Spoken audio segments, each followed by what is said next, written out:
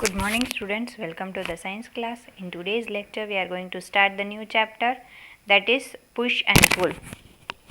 So in your day to day life, while going outside in many shops, you might have read the wordings push this thing or pull this thing.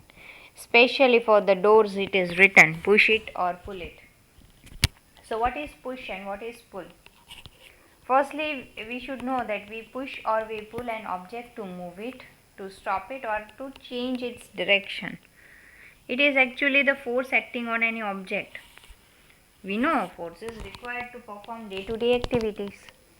Now, let us see what is pushing any object and what is pulling any object. So, first of all, pushing of an object is actually applying the force on the object, applying the energy on the object such that it moves in a forward direction, while pulling is opposite of the pushing. It is the force applied, the energy used to move any object in the backward direction, that is towards yourself. So when you are pushing anything, it goes away from yourself. When you are pushing, when you are pulling anything, it comes towards yourself. Let us see different examples of push and pull. Some examples of push are: if we are closing a door, we hold the door and we move it in the forward direction, that is pushing. Similarly, while closing an open drawer of a desk, what we do is we hold the desk drawer and we push it forward. Even we push the striker of a carom. We push the book while placing it on the bookshelf. While kicking a football, what we are doing is we are pushing a football away from ourselves by using our feet. In the malls also, we push the trolley in the forward direction.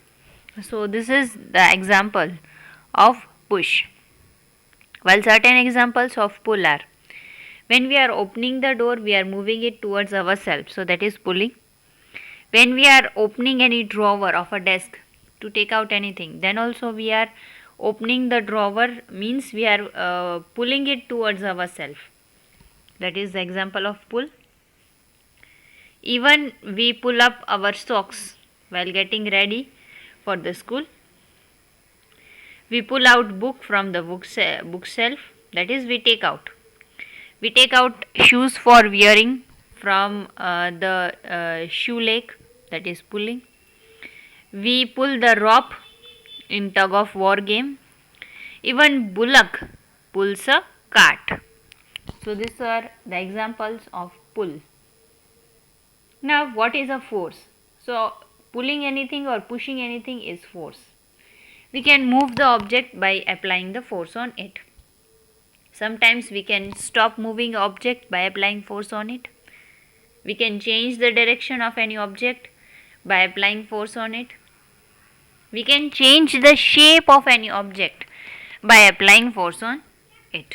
You would be saying that, ma'am, how come all these things are possible? I would explain you all these things by one example, then you would believe it. First thing, we can move any object by using force, by applying force on it. That is, if you apply the force on a table, then only the table will move. If you don't apply force on a table, if you don't pull it, if you don't push it, it will not move. It will be at the same place. Second, if a football is kicked by anyone, then you can apply the force of your hand.